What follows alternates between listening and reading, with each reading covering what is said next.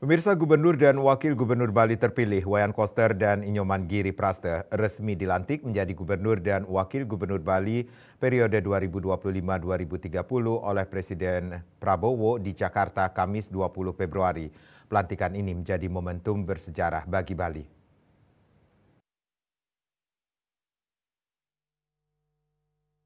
Sebab pelantikan ini bukan hanya seremoni tetapi juga awal dari perjalanan baru dalam membangun Bali yang lebih maju, berkelanjutan dan sejahtera dengan visi Nangun Satkerti Loka Bali dalam Bali era baru. Apalagi Gubernur Koster dan Wagub Giri Praste hadir dengan pengalaman dan dedikasi tinggi membawa visi besar untuk kemajuan Bali.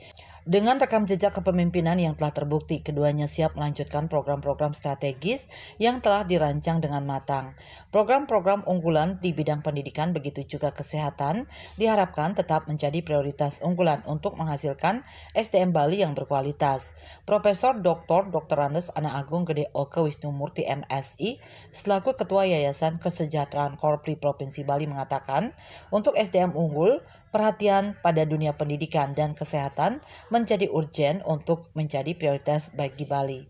Karena melalui peningkatan SDM unggul menjadi terobosan dalam menyiapkan generasi yang berdaya saing dan merebut pasar kerja lokal, nasional, dan global.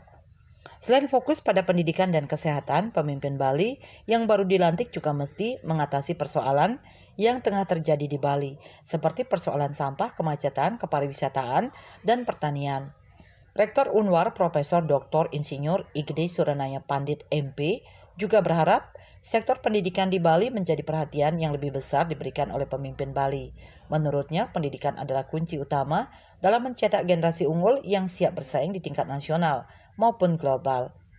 Sebagai salah satu pimpinan perguruan tinggi terbesar di Bali, pihaknya mendukung upaya-upaya untuk meningkatkan SDM melalui proses pendidikan tinggi akademik dan vokasi, baik di tingkat sarjana, magister maupun doktor. Komitmen untuk meningkatkan akses pendidikan, kualitas tenaga pengajar, serta fasilitas pendidikan yang memadai akan menjadi langkah penting dalam menciptakan SDM Bali yang cerdas, berdaya saing, dan tetap berpegang teguh pada nilai-nilai budaya serta kearifan lokal.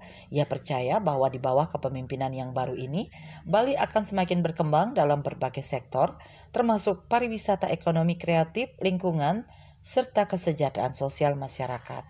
Ketut Winata, Bali Pos.